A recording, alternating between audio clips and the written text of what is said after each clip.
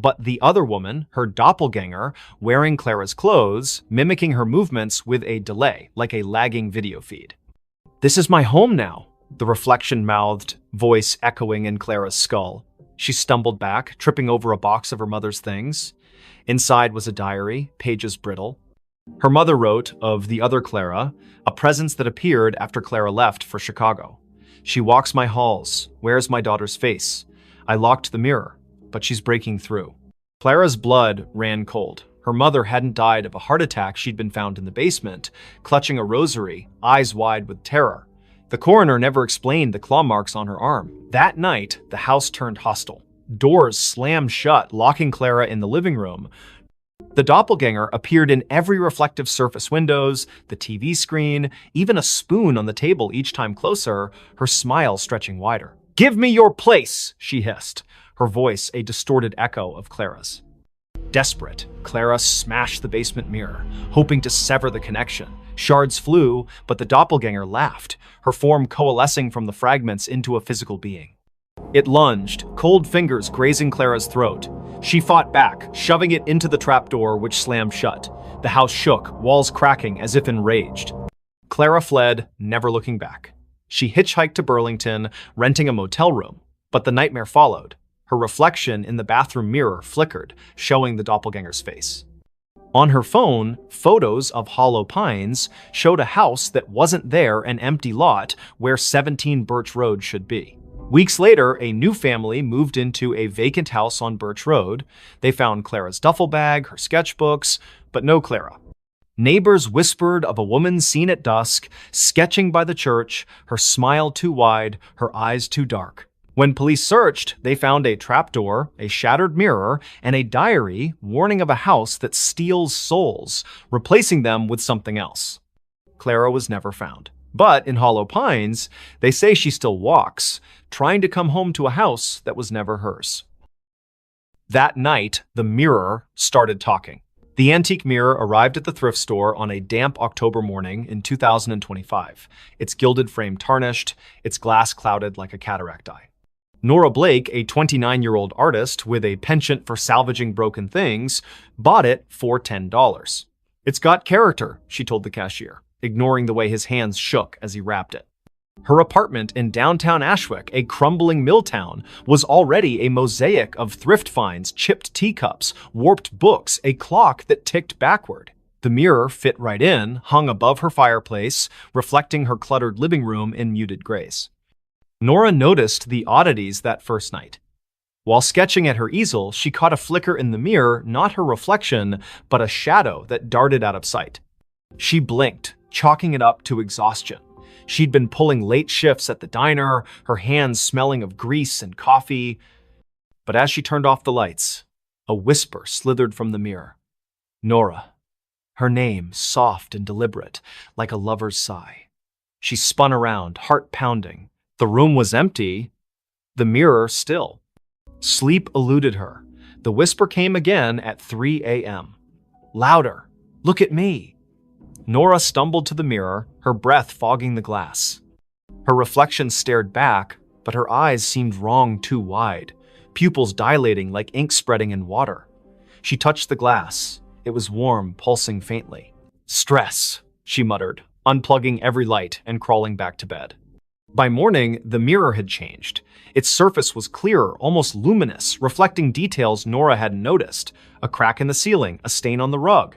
But it didn't reflect her. Instead, it showed a woman who looked like Nora, same auburn hair, same freckles, but dressed in a high-collared gown, her expression hungry. "Stay with me," the woman mouthed, her voice echoing in Nora's skull. Nora covered the mirror with a sheet, but the whispers persisted, seeping through the fabric. "You're mine now." She called her friend Milo, a skeptic who fixed electronics and scoffed at ghost stories.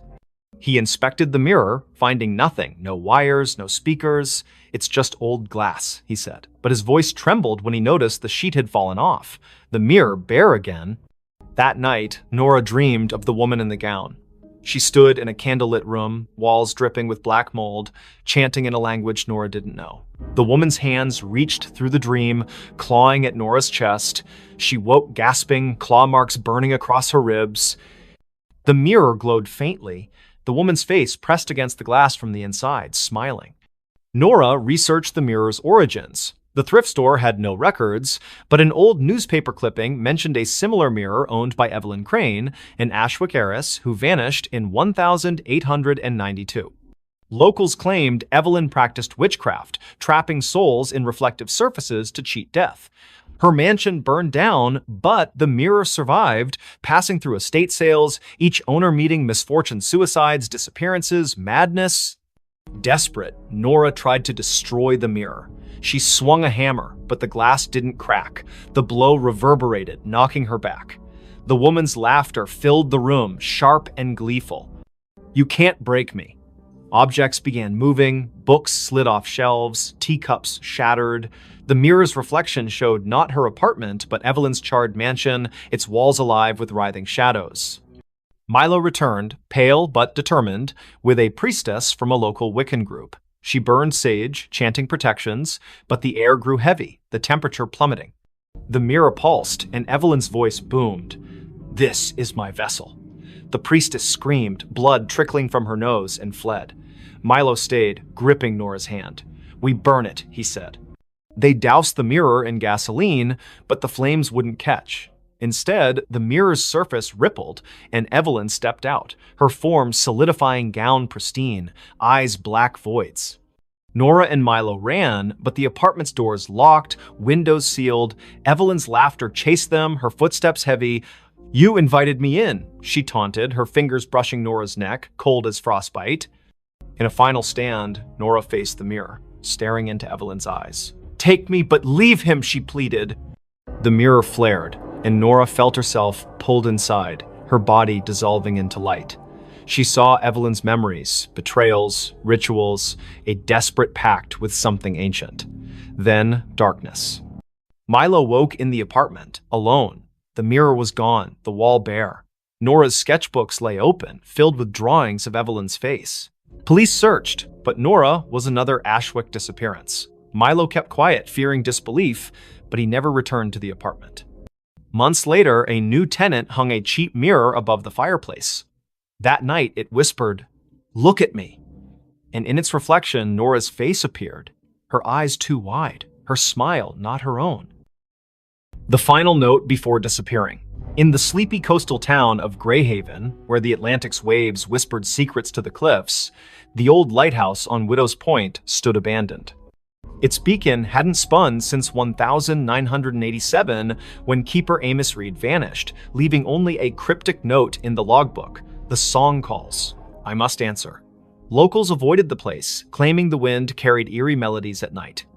But for Lena Harper, a 34-year-old composer with a faltering career, the lighthouse was a last chance to find inspiration. Lena arrived in October 2025, renting a cottage near the cliffs.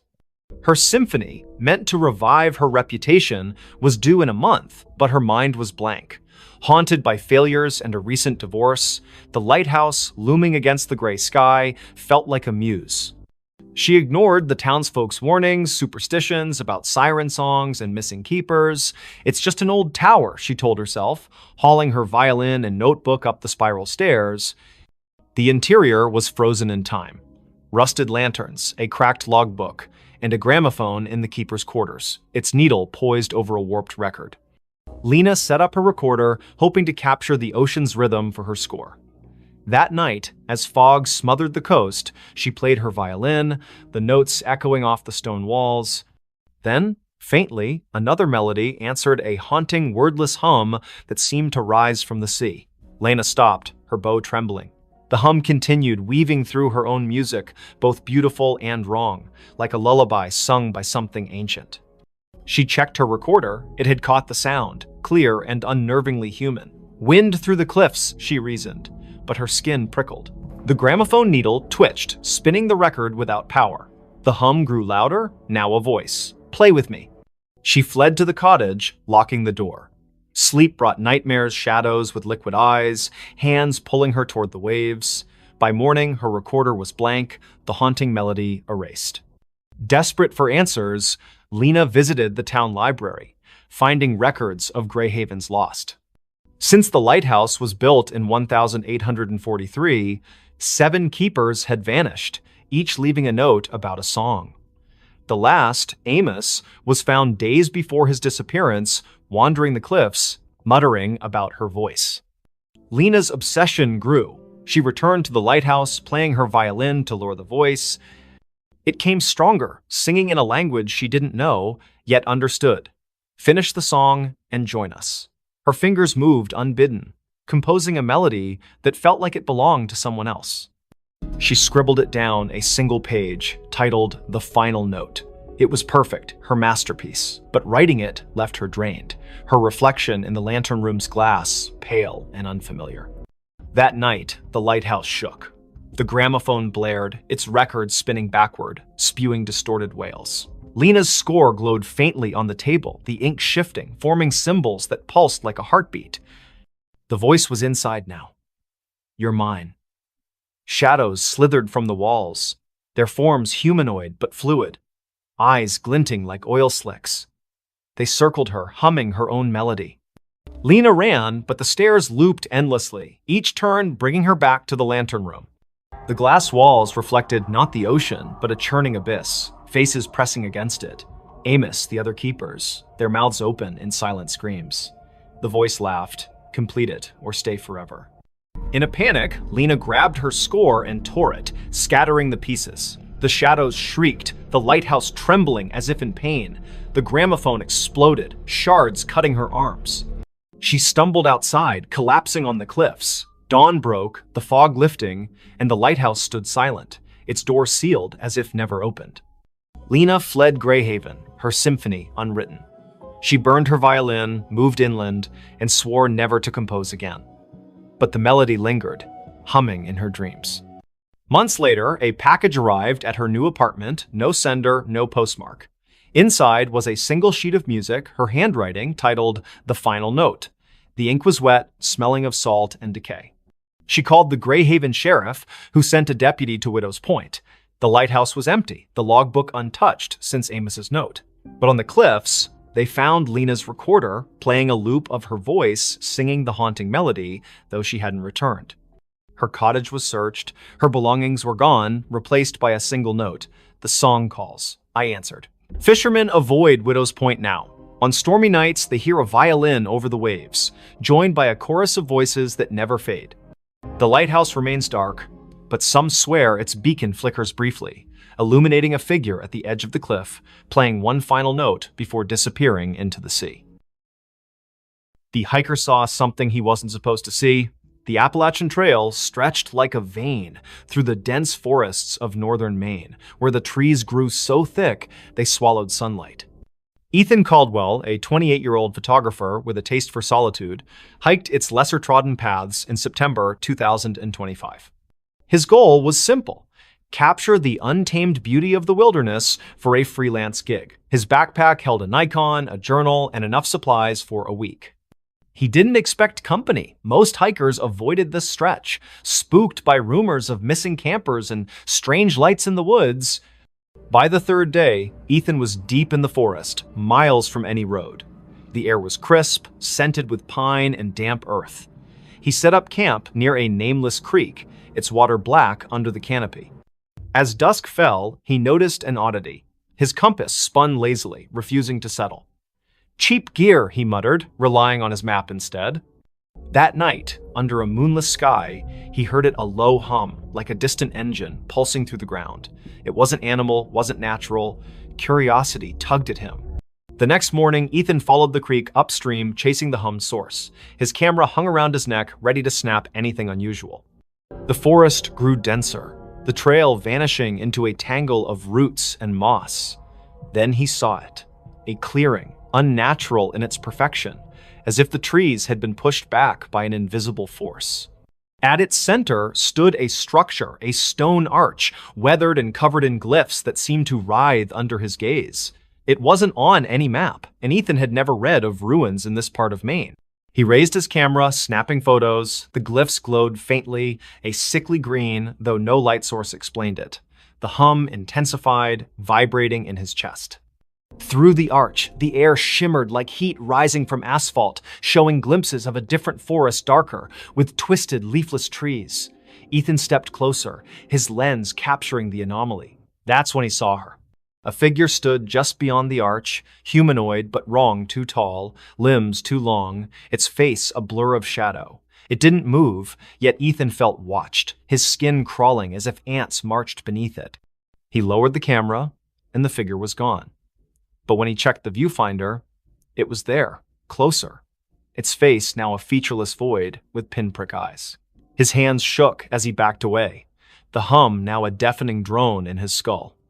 Ethan ran, branches clawing at his face. His compass was useless, spinning wildly. The forest seemed to shift, paths looping back to the clearing no matter which way he turned. Panic set in as night fell, the hum replaced by whispers his name, spoken in a voice that wasn't human. "You saw," it hissed, echoing from every tree. He stumbled into his campsite, only to find his tent shredded, his journal open to a page he hadn't written, you weren't supposed to see. Desperate, Ethan checked his camera. The photos of the arch were gone, replaced by images of himself hiking, sleeping, eating, taken from angles that meant someone or something had been watching him for days. The last photo showed him standing before the arch, the figure behind him, its long fingers brushing his shoulder. He hadn't felt a thing. He fled toward the nearest ranger station, 20 miles south, using the stars to navigate. But the forest fought him. Roots tripped him, shadows moved against the wind. At dawn, he found a stream and followed it, hoping for salvation. Instead, it led back to the clearing. The arch loomed larger now, the glyphs pulsing red. The figure stood within, motionless, its void face fixed on him. "Join us," the whispers urged, now a chorus. Ethan's legs buckled, his vision blurring. He saw flashes, other hikers, campers, their faces frozen in terror, pulled through the arch into that other forest. His camera grew heavy, the strap tightening like a noose. He tore it off, smashing it against a rock. The whispers screamed, the arch flaring bright enough to burn his eyes. Ethan ran blindly, collapsing hours later near a logging road. A trucker found him, incoherent, babbling about an arch and eyes in the dark. Rangers searched, but found no clearing, no structure. Ethan's camera was gone, his journal blank except for that one scrawled note. Doctors diagnosed exposure and trauma, but Ethan knew better. He moved to a city, avoiding forests, but the whispers followed, faint at first, growing louder each night. You can't unsee. Months later, a hiker found a single photo wedged in a tree on the Appalachian Trail, a grainy shot of Ethan standing before a stone arch, his face pale, eyes wide. Behind him, a figure loomed, its fingers on his shoulder. The hiker burned the photo, fearing it would follow him too. But in Greyhaven's bars, they still talk of the arch that appears to the lost, and the things that watch from the other side, waiting for those who see what they shouldn't. The phone rang, but it wasn't plugged in. In the small town of Coldwater, Maine, where winter clung to the streets like a bad memory, Sarah Klein moved into the old duplex on Sycamore Street in December 2025. She was 31, a graphic designer fleeing a toxic relationship and a city that felt suffocating. The duplex was cheap, its faded wallpaper and sagging floors a small price to pay for solitude. The landlord, a nervous man named Mr. Greeley, handed her the keys with a warning. Don't mind the quirks, old houses creak. Sarah nodded, eager to unpack and start over. The first quirk appeared on her second night. She was sorting boxes in the living room when the phone rang, a shrill, brassy jangle from an ancient rotary phone on the kitchen counter. Sarah froze. The phone's cord dangled unplugged, its end frayed and caked with dust. She approached it, the ringing growing louder, insistent. Hesitating, she lifted the receiver. Static crackled. Then a voice low, garbled, neither male nor female, whispered, "You're not supposed to be here." The line went dead, the phone cold in her hand. Sarah checked the cord again. No outlet, no connection. She laughed nervously, blaming stress. She'd been sleeping poorly, haunted by dreams of her ex's voice echoing in empty rooms. She unhooked the receiver and placed it in a drawer, determined to ignore it, but the next night it rang again, the sound muffled from inside the drawer. Sarah's heart thudded as she opened it. The receiver was back on the cradle, the phone unplugged.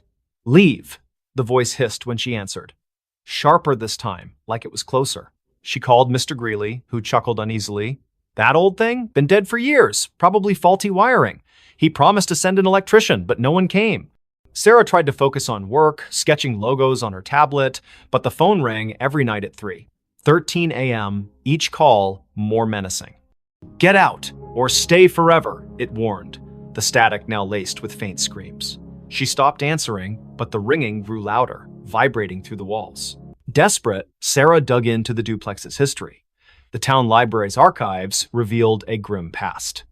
In 1974, the previous tenant, Margaret Hale, vanished after neighbors reported hearing her scream during a storm. Her belongings were found untouched, except for a rotary phone unplugged with a note beside it. "It won't stop." Other tenants had fled over the decades, citing noises and bad feelings. A man in 1992 claimed the phone spoke his name before he disappeared. Sarah's dreams worsened. She saw Margaret, pale and eyeless, standing in the kitchen, dialing the rotary phone with skeletal fingers. In the dreams, the walls bled, and the voice from the phone chanted, "Join us." Waking, Sarah found scratches on her arms, as if she'd clawed herself. She bought a new phone, a modern cordless one, but it too rang at 3:13 a.m., unplugged, spitting the same garbled voice. She tried to leave, packed a bag, booked a motel, but the duplex's doors wouldn't open, locks jammed, windows stuck, her car keys vanished, reappearing on the kitchen counter beside the rotary phone. In a panic, she smashed the phone with a hammer. The plastic cracked, but the ringing continued, now emanating from the walls, the floor, her own skull. "You can't break me," the voice laughed. Sarah turned to the internet, posting on X about haunted phones in Coldwater. A local, @MainMysteries, replied with a thread about Sycamore Street. The duplex was built on a forgotten burial ground, desecrated in the 1800s. Mediums had visited, claiming a presence, something old, something angry, trapped souls of those who lived there, using the phone as a conduit. The thread ended abruptly. The user hadn't posted since. That night, the ringing was deafening. Sarah, sleepless and fraying, answered. The voice was clear now, almost her own. "Look behind you." She spun, seeing nothing but shadows. But in the hallway mirror, a figure stood Margaret, her face a rotting mask, her hands reaching through the glass. Sarah screamed, dropping the receiver. The lights flickered, and the air grew heavy, smelling of wet earth and decay. She barricaded herself in the bedroom, but the walls pulsed, whispering her name. The phone, shattered, reassembled itself on her nightstand, ringing relentlessly. In a final act of defiance, Sarah burned sage, chanting prayers she half remembered from childhood. The ringing stopped, replaced by a howl that shook the duplex. The mirror cracked, and Margaret's form lunged, cold fingers grazing Sarah's throat. Sarah blacked out. She woke at dawn, sprawled on the kitchen floor, the phone silent, its cord still unplugged. The doors opened easily now. She fled, leaving everything behind. The motel clerk in the next town swore she checked in alone, but Sarah felt watched, the voice's echo lingering in her ears. Weeks later, a new tenant moved into the duplex. They found a rotary phone, pristine, on the counter. That night, it rang, unplugged, whispering a new name. In Coldwater, they don't talk about Sycamore Street anymore. But those who pass the duplex at 3:13 a.m. hear it, a faint brassy jangle, and a voice that begs, "Answer me." They dug up the backyard. In the quiet suburb of Elmwood, where picket fences and manicured lawns defined normalcy, the Hargrove family moved into 23 Oak Lane in the spring of 2025. The house was a steal, a charming craftsman with a sprawling backyard, snapped up after the previous owners vanished without a trace. Jenna Hargrove, a single mother of 37, saw it as a fresh start for her and her 12-year-old son, Lucas. The realtor glossed over the prior owner's disappearance, blaming financial troubles. Jenna, eager to escape her own past, didn't press. The backyard was Lucas's favorite part. Overgrown with wildflowers and shaded by an ancient oak, it begged for exploration. He wanted to build a treehouse, so Jenna hired a local landscaper, Mr. Polk, to clear the tangle of weeds and level the ground. Polk, a grizzled man with eyes like chipped flint, hesitated. Folks say this yard's bad luck, he muttered, glancing at the oak. Last owners dug here. Never seen again. Jenna laughed it off small-town gossip. The digging began on a Saturday, the air thick with the scent of turned earth. Lucas watched from the porch, sketching the oak in his notebook. Polk's crew unearthed roots and rocks, but by noon, they hit something hard. A metallic clang echoed as a shovel struck a rusted box the size of a small coffin, buried 3 feet down. Polk pried it open, revealing a collection of bones, human, weathered, and arranged in a spiral. A cracked locket lay at the center, its photo faded but showing a woman with hollow eyes. Jenna called the police. Sheriff Tate arrived, his face grim. Not the first time, he said, bagging the bones. He wouldn't elaborate, but Lucas overheard him whisper to a deputy about the Oak Lane curse. The bones were sent for analysis, and digging stopped. That night, the house felt different. The air was heavy, the silence oppressive. Lucas woke to scratching beneath his bedroom floor, like nails clawing wood. Mice, Jenna reassured him, but her voice wavered. The next day, Lucas found his sketchbook open to a new drawing, not his. The oak was depicted, its branches twisting into faces, their mouths open in silent screams. Jenna, pale, insisted it was a prank, but Lucas noticed her hands trembling. That evening, the backyard changed. The wildflowers wilted, their petals blackening. The oak's shadow seemed to stretch too far, pooling like ink across the lawn. At midnight, the scratching returned, now from the backyard. Lucas peered out his window and froze. The oak's branches swayed, though no wind stirred. Figures moved in the shadows, vague, humanoid shapes that flickered like bad film reels. He woke Jenna, who saw nothing but felt a chill that wasn't there before. We're leaving tomorrow, she promised. But the car wouldn't start in the morning, its battery drained. Sheriff Tate returned with news. The bones were over a century old, likely from a family that lived on the land in the 1870s. They'd vanished after digging a well under the oak, leaving behind rumors of a deal with something in the earth. The locket's photo matched a missing woman, Eliza Marrow, rumored to have practiced rituals to bind the land. Tate warned Jenna to stay out of the backyard, but Lucas couldn't resist. He sneaked out at dusk, drawn to the oak. The ground where the box was found had shifted, forming a shallow pit. Inside, the locket lay again, open, its photo now clear Jenna's face, not Eliza's. Lucas screamed, dropping it, the ground pulsed, and a voice whispered from the pit, "You dug too deep!" Jenna found him, dragging him inside. The house locked itself, doors jammed, windows sealed. The scratching became a pounding, shaking the walls. Shadows oozed from the floorboards, forming shapes with too many limbs, their eyes glinting like wet stones. "Give us the boy," they hissed, their voices a chorus of gravel and wind. Jenna clutched Lucas, barricading them in the bathroom. She burned sage, a trick from her grandmother, but the smoke curled into symbols matching those on the locket. The shadows laughed, their forms pressing against the door. In desperation, Jenna grabbed a kitchen knife and carved a circle around them, chanting half-remembered prayers. The pounding stopped, but the air grew colder, the shadows retreating to the backyard. At dawn, the doors opened. Jenna and Lucas fled to a motel. Sheriff Tate searched the house, finding nothing. No locket, no pit, just fresh dirt under the oak, as if untouched. The Hargroves never returned. The house was sold again to a young couple who ignored the rumors. They started digging for a garden, and the oak's shadow grew longer. Weeks later, a neighbor reported screams from 23 Oak Lane.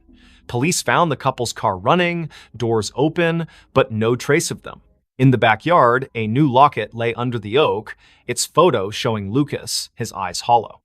At night, Elmwood residents hear scratching from the earth, and those who pass the house swear the oak's branches move, reaching for something only they can see. The smile in her last photo. In the sleepy town of Willow Creek, nestled between rolling hills and a sluggish river, Mia Reynolds was known for her photography. At 27, she had a knack for capturing the soul of her subjects' families, weddings, even the town's annual fair. Her studio on Main Street was cluttered with vintage cameras and Polaroids pinned to corkboards. But in November 2025, Mia took a photo that would haunt Willow Creek forever. It started with a commission from the town's historical society. They wanted shots of the old Grayson Manor, a crumbling estate on the outskirts, abandoned since the 1940s. Rumors swirled about its last resident, Evelyn Grayson, who vanished after a fire gutted half the house. Locals whispered of her ghost, a pale figure seen in the manor's broken windows, smiling. Mia, a skeptic, saw it as a chance to boost her portfolio.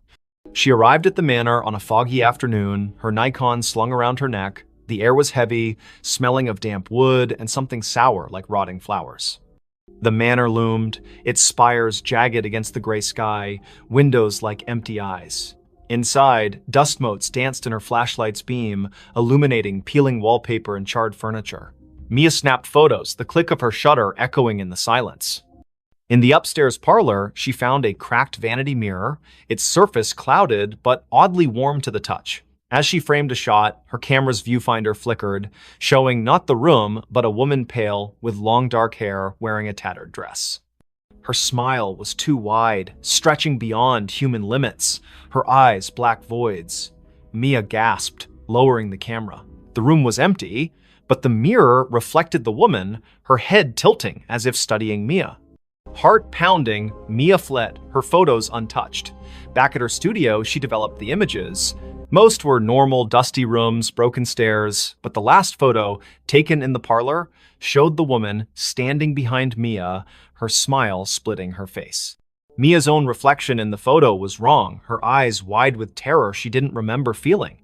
She burned the print, but the image lingered in her mind, that smile searing itself into her dreams.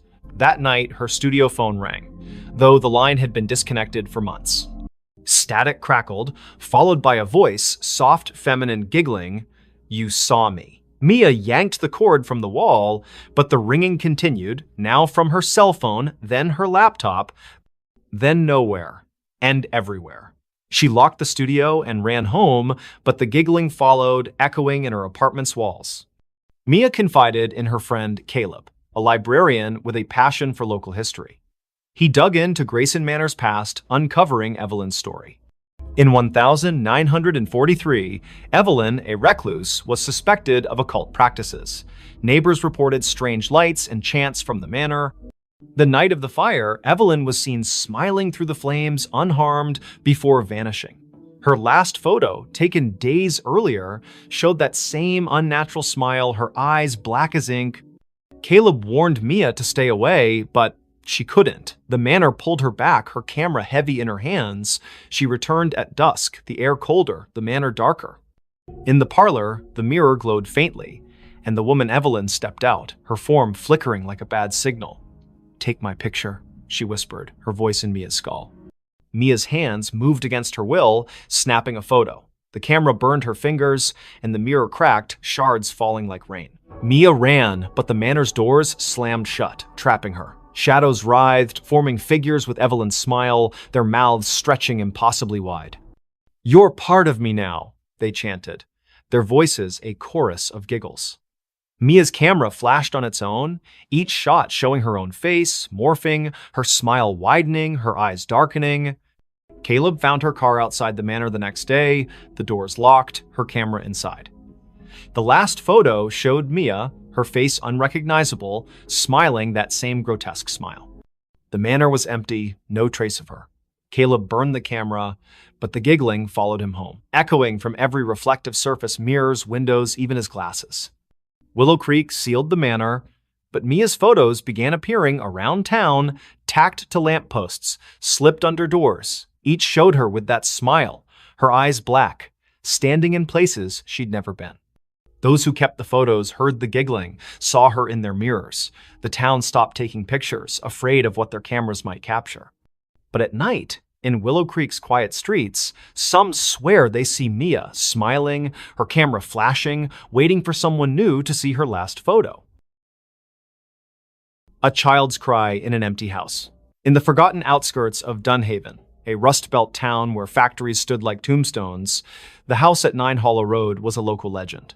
Its windows were boarded, its paint peeled like dead skin, and its yard was a jungle of thorns. No one had lived there since the 1980s when the Miller family vanished parents, 2 kids gone overnight. The only trace was a child's shoe found in the attic, stained with something the police never identified. In November 2025, Nora Ellis, a 34-year-old true crime podcaster, saw the house as her next big story. Nora arrived with her recorder, a flashlight, and a skeptical smirk. Dunhaven's locals warned her away, whispering of cries heard at midnight, lights flickering in empty rooms. "Ghost stories pay the bills," she told her producer over the phone, setting up in the house's foyer. The air was thick, smelling of mildew and something sharper, like burnt sugar. Her recorder hummed, capturing the silence until a faint sob broke through, a child's voice trembling from upstairs. Nora froze. The house was supposed to be empty. She called out, "Hello?" Her voice echoed, unanswered, but the sobbing grew louder, coming from the attic. She climbed the stairs, their creaks swallowing her footsteps. The attic door was ajar, though town records swore it was nailed shut after the Millers' disappearance. Inside, the air was colder, the darkness heavier. Her flashlight caught a child's drawing on the floor, stick figures in a circle, their heads scratched out, red crayon dripping like blood. The sobbing stopped. Nora's recorder crackled, replaying the cry on loop, though she hadn't touched it. "Help me," the voice whispered, now inside her head. She stumbled back, her flashlight flickering. In its beam, she saw movement, a small figure darting behind a pile of moldy boxes.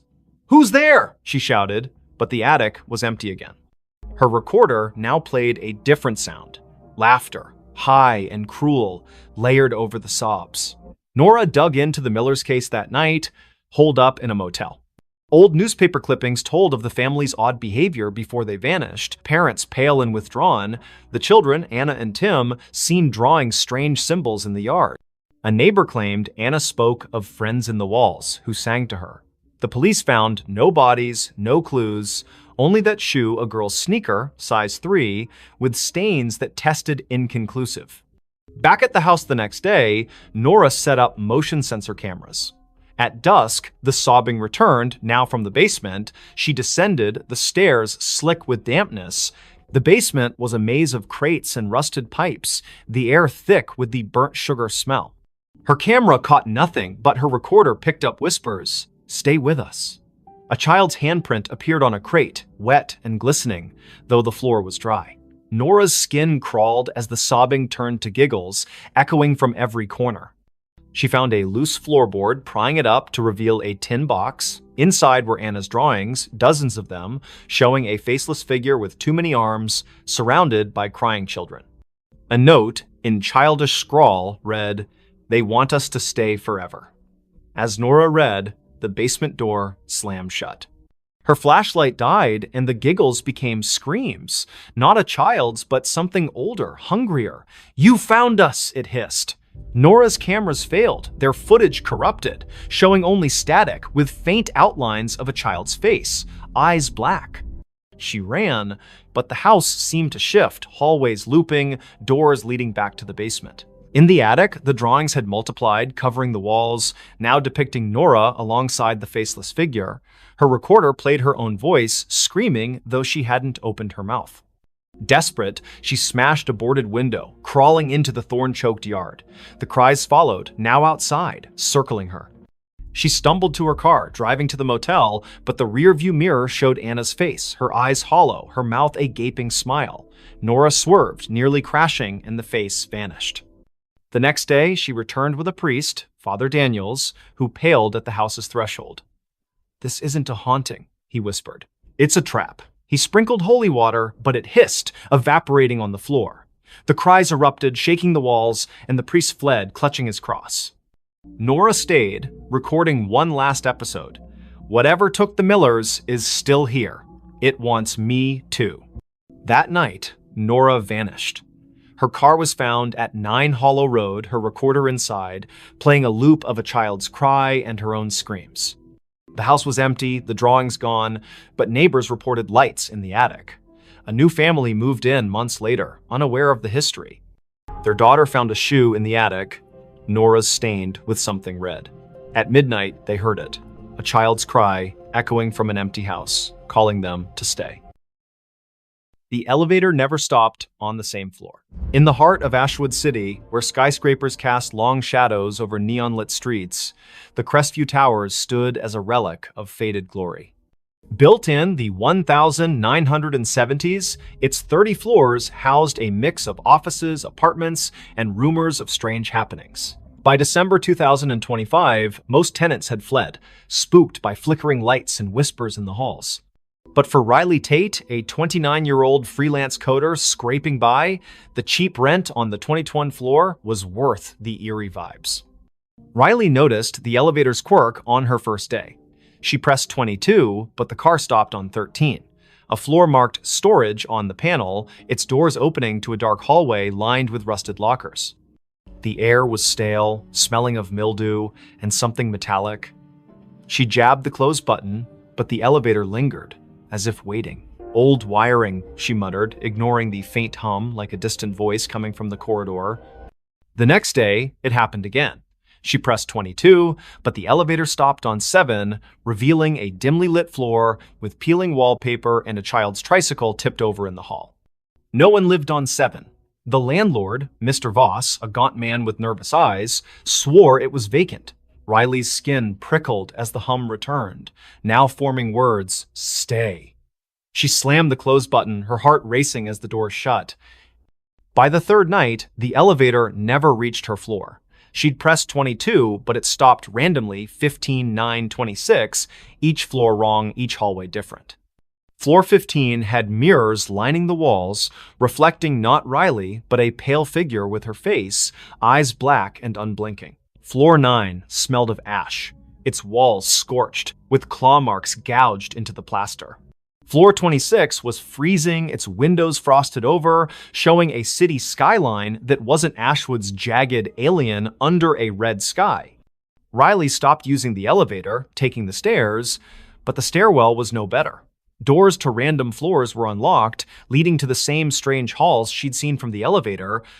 Her phone's GPS showed her at Crestview Towers, but the coordinates flickered, sometimes placing her miles away in an empty field. She called Voss, who dismissed her concerns. "Old buildings creak," he said, but his voice trembled. Desperate, Riley researched the tower's history on X and in the city library. Crestview was built on the site of a 1920s asylum razed after a fire killed dozens. Survivors spoke of an elevator to nowhere, a lift that trapped patients in looping corridors, never reaching their intended floor. The asylum's last director, Dr. DNM, Alara Finch, vanished in the fire, leaving a journal describing doorways that opened to other places, other times, sealed by rituals she couldn't complete. Riley's nights grew sleepless. The elevator dinged at odd hours, its doors opening on her floor, revealing those wrong hallways. One night, she woke to find her apartment door ajar, the elevator waiting. A voice, Alara's, she later learned, whispered from the car, "Come inside." Riley slammed her door, barricading it with a chair, but her laptop, left on, displayed a live feed of herself sleeping, filmed from above her bed. No camera was there. She confronted Voss, who paled at the mention of the elevator. "It's her," he whispered, eyes darting. "Alara, she never left." He admitted the tower was built to contain something, a rift, opened by the asylum's experiments that bled into reality. The elevator was its anchor, moving not just between floors, but between worlds. Tenants who rode it too long vanished, their names erased from leases, their apartments empty. Riley tried to leave, but her key wouldn't turn in the lock. The elevator dinged, doors open, revealing a hallway of endless mirrors, each showing Alara's face, pale, smiling, her eyes voids. "Ride with me," she whispered, her voice in Riley's head. Riley ran to the stairwell, but it looped back to the elevator, the car waiting like a predator. In a final stand, Riley entered the elevator, clutching a knife. She pressed every button, hoping to break the cycle. The car lurched, stopping on no floor marked on the panel. The doors opened to a void black, endless, filled with whispers. Alara stood there, her form flickering, her hands reaching. Riley slashed wildly, the knife passing through air, but the elevator shook, sparks flying, the doors shut, and the car plummeted. Riley woke in her apartment, the elevator silent, her knife was gone, her hands bloodied. She fled Crestview Towers, never returning. The landlord reported her missing, but her apartment was empty, her name gone from the lease. Months later, a new tenant rode the elevator to 22.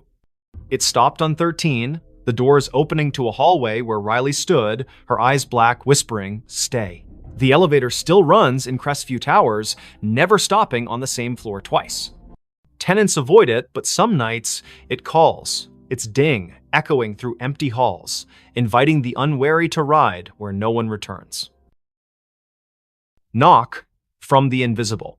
In the remote village of Thornwick, nestled deep in the fog-drenched valleys of upstate New York, the old Whitaker cottage stood alone at the edge of Blackthorn Woods. Its clapboard walls sagged and its windows were clouded with grime, yet it drew Clara Wren, a 32-year-old writer seeking solitude to finish her novel. In January 2026, she rented the cottage, ignoring the locals' warnings about its history. "People don't stay long," the grocer said, his eyes darting to the woods. "It knocks, and then it takes." Clara dismissed it as folklore. The cottage was perfect, isolated, cheap, with a stone fireplace and a view of snow-laden pines. She unpacked her laptop, notebooks, and a thermos of coffee, settling into a rhythm of writing by day and stoking the fire by night.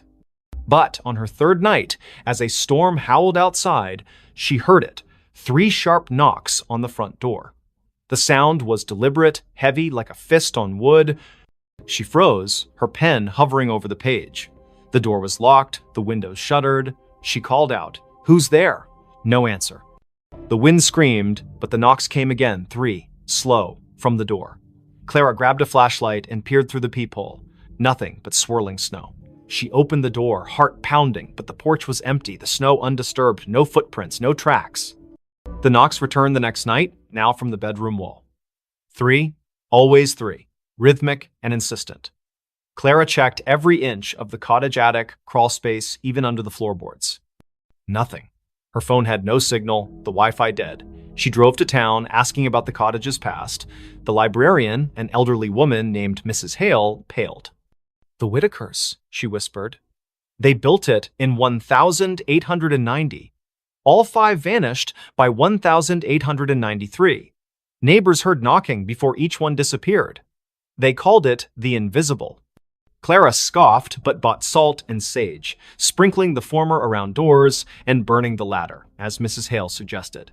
That night, the knocks moved to the ceiling, louder, shaking dust from the beams. "Let me in," a voice whispered, soft and genderless, seeping from the walls. Clara's flashlight caught movement, a shadow darting across the room, formless yet heavy like a weight in the air.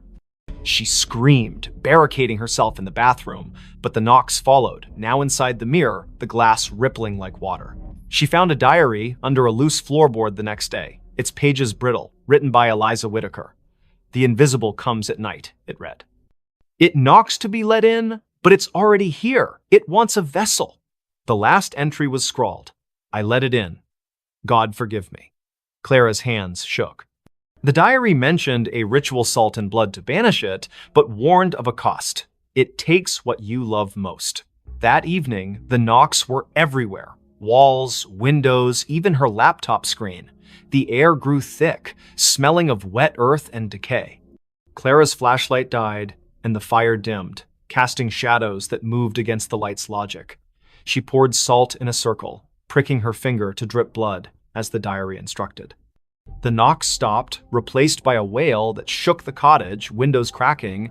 The shadow coalesced, a formless mass with eyes like burning coals hovering outside her circle. "You can't keep me out," it hissed, its voice in her skull. Clara chanted the ritual's words, her voice breaking. The shadow lunged, but the salt flared, repelling it. The cottage trembled, beams groaning as the shadow screamed, dissolving into the floor. Silence fell, heavy and wrong. Clara fled at dawn, leaving everything: laptop, clothes, her unfinished novel. She drove to a motel, but the knocks followed, faint at first, tapping her car's dashboard, then her motel mirror. She burned the diary, hoping to sever the tie, but the ashes formed 3 knocks on the table. Her phone, offline, played a recording of her own voice. "Let me in." Thornwick's sheriff searched the cottage, finding no trace of Clara.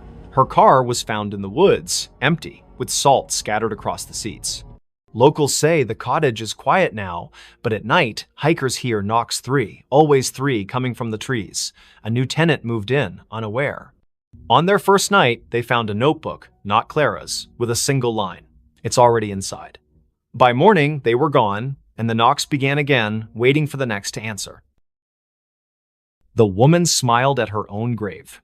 In the fog-choked town of Grayvale, where the cemetery on Hollow Hill was older than the church itself, the gravestones told stories no one dared repeat.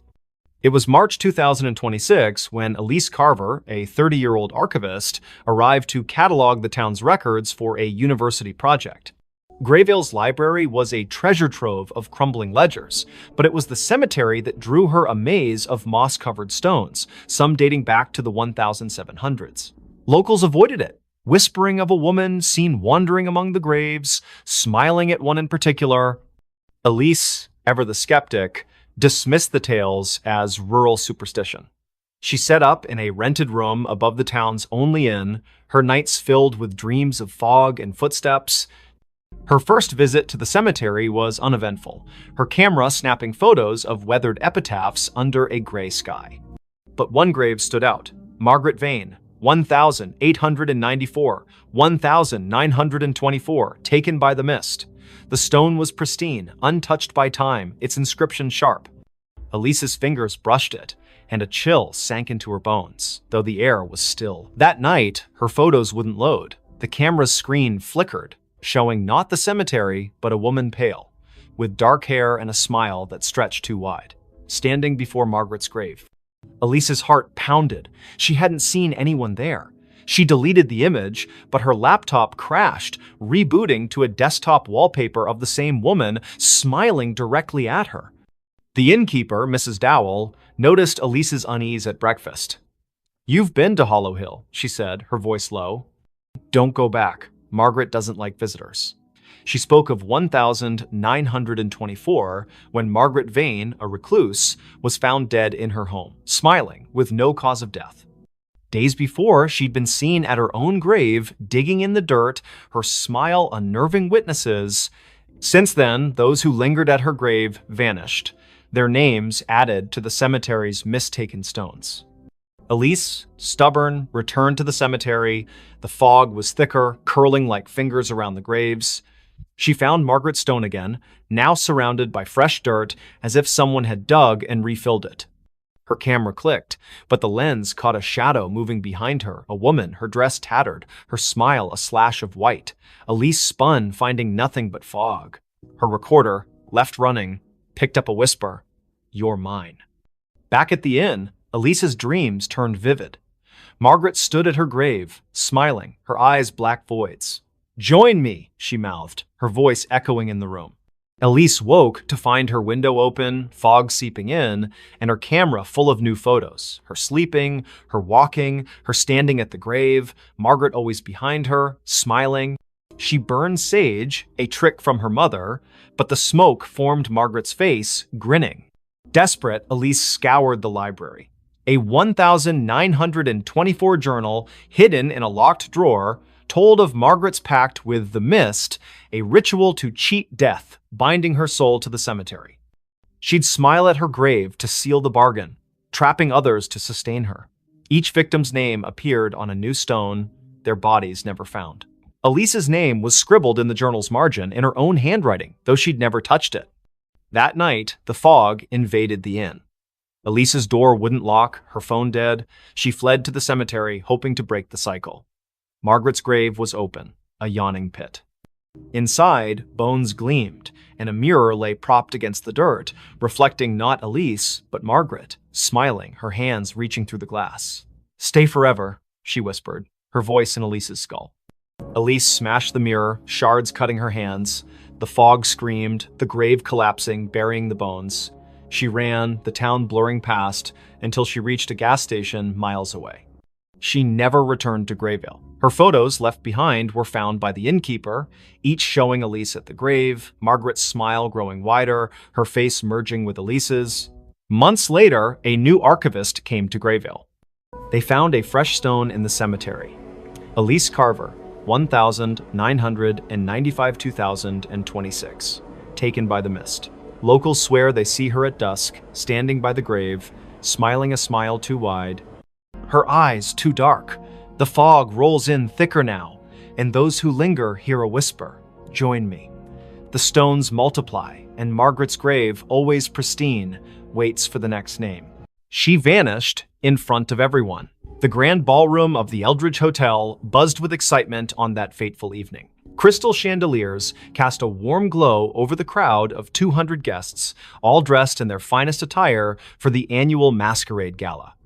Laughter echoed off the marble walls, glasses clinked in toasts, and the orchestra played a lively waltz. At the center of it all was Sophia Laurent, the enigmatic hostess known for her flair for the dramatic. Sophia was a vision in a flowing crimson gown that shimmered like liquid fire under the lights. Her mask, adorned with feathers and jewels, concealed her eyes but not her radiant smile. She was a socialite, a philanthropist, and rumor had it, a woman with secrets deeper than the ocean. "Tonight," she announced from the stage, her voice silky and commanding, "I shall perform a feat that will leave you breathless, a vanishing act right before your eyes." The audience murmured in anticipation. Sophia had hired the best illusionists in the city, but this was her show. She stepped into a large, ornate cabinet at the center of the stage, its doors carved with intricate patterns. Her assistant, a tall man in a tuxedo named Victor, locked the doors with a flourish. The orchestra swelled to a crescendo as he waved a wand, chanting mock incantations for effect. Then, with a puff of smoke and a flash of lights, Victor swung the doors open. The cabinet was empty, the crowd gasped, then erupted into applause. But as the cheers died down, something felt off. Sophia didn't reappear. Victor scanned the stage, his confident grin faltering. "Ladies and gentlemen, a round of applause for Sophia," he called, but there was no sign of her. Minutes turned into hours. The party ground to a halt as guests searched the ballroom, the hallways, even the gardens outside. Police were called, statements taken. She just vanished. One guest stammered to Detective Harlan Reed, who arrived with his notepad and a skeptical frown. Harlan had seen his share of pranks and publicity stunts, but this felt different. No trapdoors, no hidden compartments. The stage had been inspected thoroughly. Harlan interviewed Victor first. It was supposed to be a simple illusion, the assistant insisted, sweat beading on his forehead. She steps into the cabinet, slips out the back through a panel, and hides in the wings. But when I checked, she wasn't there. The panel was still sealed. Next was Sophia's best friend, Elena, who clutched a champagne flute like a lifeline. Sophia was acting strange all week. She kept talking about escaping the illusions of life. I thought it was just her poetic nonsense, but last night she gave me this. Elena handed over a small antique locket. Inside was a faded photograph of a woman who looked eerily like Sophia, dated 1923. Harlan's interest piqued. He delved into Sophia's background. Born into wealth, she had traveled the world, collecting oddities, ancient artifacts, books on the occult. Her mansion was filled with mirrors that seemed to reflect impossible angles, clocks that ran backward. Whispers among her staff spoke of nights when shadows moved on their own. As the investigation deepened, Harlan uncovered a family legend. Sophia's great-grandmother, Isabelle Laurent, had vanished in 1923 during a similar gala at the same hotel. Witnesses swore she stepped into a mirror and never came out. The case was unsolved, dismissed as a hoax, but Sophia had been obsessed with it, spending fortunes on psychics and historians. That night, Harlan returned to the ballroom alone. The lights were dim, the stage empty. He approached the cabinet, running his fingers over its carvings. They depicted swirling portals, figures dissolving into mist. On impulse, he opened the doors and stepped inside. The air grew cold, a whisper brushing his ear. "Find me." He spun around, but the doors had shut. Panic surged as the world blurred.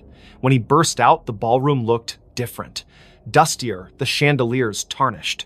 A newspaper on the floor read, 1923 Gala Mystery. Hostess disappears. Harlan's heart raced. This wasn't possible. He rushed to the mirror at the back of the stage, the same one from the old photographs. In its reflection, he saw not himself, but Sophia, her hand outstretched. The veil is thin here, her image mouthed silently. I've been waiting. Sophia's vanishing wasn't an act, it was a curse. The Laurent women were bound to a temporal loop, pulled into echoes of the past during moments of high emotion. Isabel had discovered it first, trying to break free but trapping herself. Sophia, learning the truth, had orchestrated the gala to draw attention, hoping someone would follow. Harlan reached toward the mirror, his fingers passing through like water, reality warped. He emerged in 1923, face to face with Isabel, who gasped. "You're from the future?" she asked. Together, they pieced it together. The cabinet was no ordinary prop, it was a relic from an ancient cult designed to bridge timelines. To escape, one had to anchor themselves with a personal token, the locket. Harlan, with Elena's locket in hand, chanted the incantation inscribed inside. A vortex opened, pulling him back, but he wasn't alone. Sophia materialized beside him, gasping for air, her gown disheveled. Back in the present, the crowd had dispersed, but Elena waited. Sophia embraced her friend, tears streaming. "I saw it all, the past, the echoes. I almost didn't make it back." The police called it a hoax, but those who knew the truth kept silent.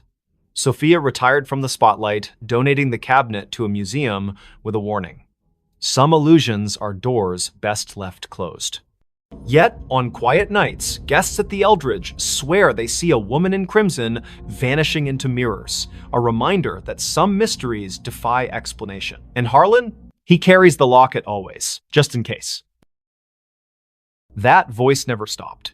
In the quiet suburb of Willow Creek, where maple trees whispered secrets to the wind, lived Emily Carter, a 32-year-old librarian with a penchant for forgotten novels and herbal tea. Her life was orderly books, shelved by genre, days mapped out in planners until the voice began. It started subtly, one rainy afternoon in her attic apartment. Emily was sorting through old vinyl records when a soft murmur echoed in her mind. Turn left at the corner. She froze, glancing around the empty room. No radio, no neighbors audible through the thin walls. Shaking it off as fatigue, she continued her day. But the voice persisted.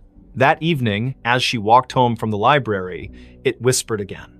Cross the street now. She obeyed instinctively, and seconds later, a speeding cyclist barreled past where she'd been standing. Her heart pounded. Coincidence? Or something more? By morning, the voice was a constant companion. Don't eat the yogurt, it's spoiled. Sure enough, the carton smelled off. Call your sister, she needs you. Emily dialed, and her sister Sarah answered in tears, her job lost, spiraling into despair. The voice guided Emily through comforting words, turning the call into a lifeline. At first, Emily embraced it. Guardian angel, she joked to herself, researching auditory hallucinations online. But doctors found nothing wrong. No tumors, no schizophrenia markers. Stress-induced, one psychiatrist said.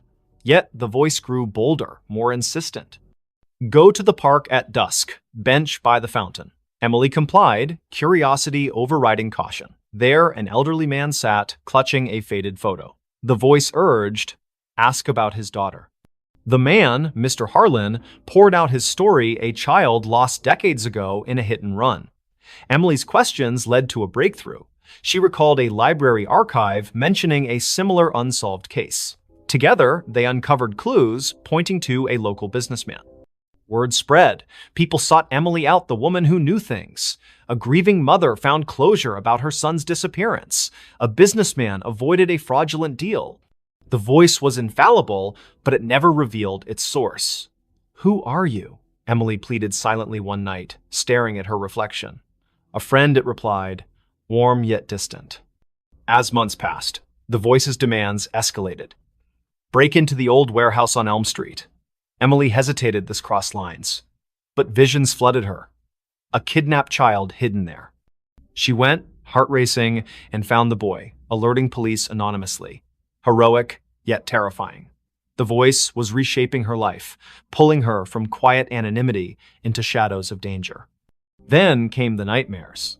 Emily dreamed of a car crash, twisted metal, screams, her own face behind the wheel. Waking in sweat, she demanded answers. Tell me the truth! The voice sighed. I am you, Emily, from the future. Disbelief shattered her, but fragments aligned. The crash in her dreams? A memory, not a premonition. In 2047, Emily would invent a neural implant for time echo communication, sending warnings back to prevent tragedies. But a glitch trapped her consciousness in a loop, echoing eternally to her past self. The voice never stops because you never let it, it explained. I chose this to save lives, to rewrite fates. But the cost, isolation, madness creeping in. Emily recoiled. Was her life a puppet show? She tried ignoring it, drowning it with music, pills, but it persisted. Save the girl on the bridge tonight. Defiant, she stayed home. The next day's news. A suicide off the Willow Creek Bridge. Guilt crushed her. Resigned, Emily accepted her fate. She became a vigilante of sorts, guided by her future self's whispers. Years blurred. The voice grew fainter, wiser. On her deathbed, surrounded by those she'd saved, Emily smiled. Thank you, she thought. No, the voice replied softly. Thank you for listening. And in that moment, as her eyes closed, she glimpsed the loop closing a young Emily in the attic, hearing the first whisper. The voice never stopped, it simply began anew. The house that was never on the map. In the fog-shrouded hills of rural Vermont, where GPS signals faltered and old paper maps yellowed in glove compartments, stood a house that defied existence. Dr. Elias Thorne, a cartographer by trade, discovered it by accident during a surveying trip in the fall of 2023. His equipment glitched near Blackwood Forest, a blank spot on every digital map, an oversight on the antiques.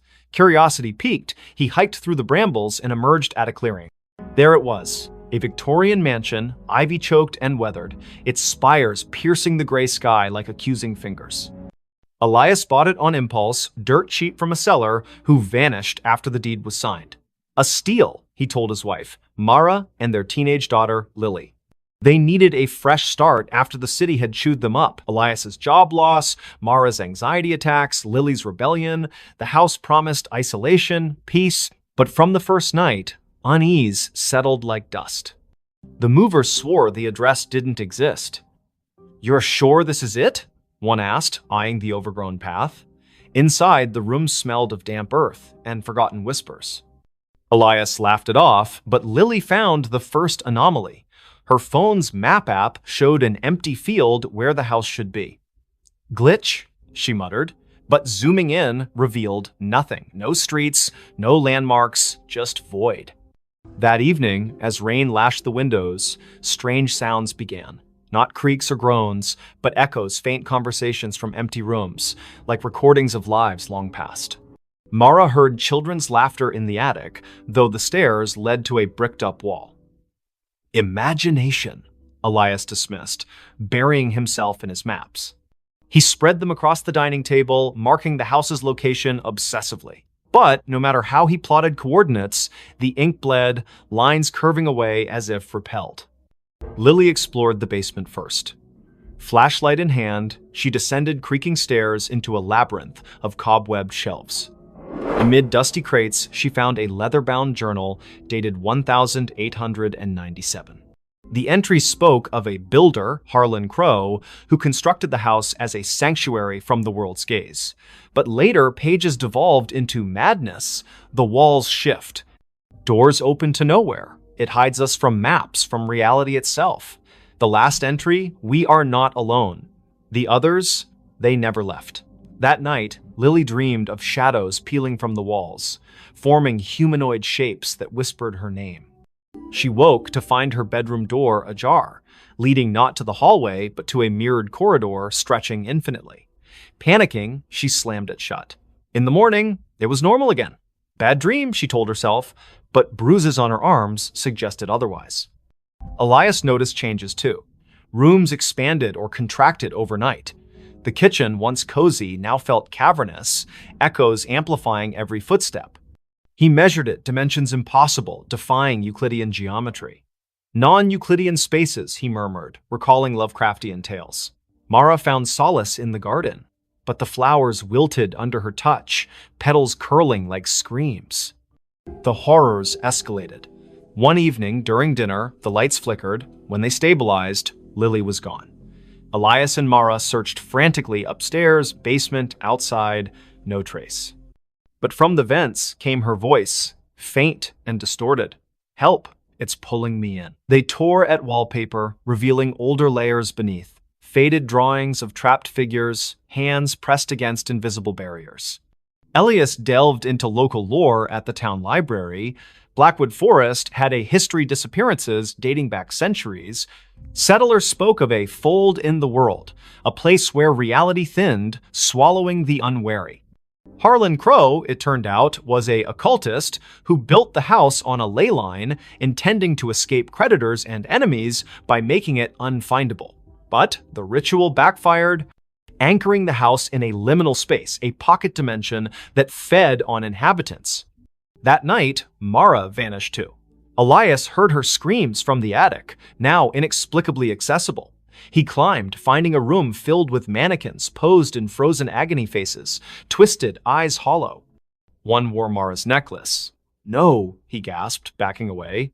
The door sealed behind him. Alone, Elias confronted the truth. The house wasn't on maps because it wasn't fully here. It existed in the cracks between worlds, luring souls to sustain itself. Whispers surrounded him now. Voices of the lost, including Lily and Mara, begging for release. He tried to leave, but the front door opened to the same foyer, looping eternally. In desperation, Elias burned his maps in the fireplace. Flames roared, illuminating shadows that coalesced into forms Crow and his victims, their eyes pleading. "Join us!" they chorused. As the fire died, Elias felt himself fading, his outline blurring like erased ink. Search parties combed Blackwood Forest for weeks, but found no house, no family. The Thorn disappearance became another legend, whispered in town. Yet, on foggy nights, hikers swear they glimpse a mansion in the trees, one that vanishes when approached, forever unmarked, eternally hungry. Police found something under the bed. The call came at 3:17 a.m., shattering the quiet of Willowbrook's police station. Officer Rachel Hayes, bleary-eyed from a double shift, grabbed the radio. "Disturbance at 42 Maple Lane. Dispatch crackled. Neighbor reports screams. Possible domestic."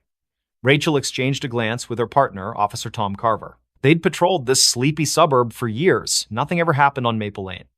The house was a modest two-story, its porch light flickering like a dying star. Rachel knocked, but no one answered. The neighbor, Mrs. Clancy, stood across the street, clutching her robe. "It was a woman's scream," she whispered. Then silence. "The porters. They're quiet folks. Something's wrong." Tom jimmied the lock, and they stepped inside. The air was thick, stale, with a faint metallic tang. The living room was pristine, couch cushions fluffed, a muted TV playing infomercials. Rachel's flashlights swept the staircase. "Police!" she called. No response. Upstairs, the master bedroom door was ajar. Rachel nudged it open, her hand on her holster. The bed was unmade, sheets tangled like a struggle had occurred. A bedside lamp lay shattered on the floor. Tom checked the closet empty. Rachel crouched, peering under the bed. Her breath caught. "Tom, get over here." Beneath the bed frame, scratched into the hardwood, was a crude pentagram, its lines smeared with something dark and sticky. In its center lay a bundle, wrapped in a stained blanket.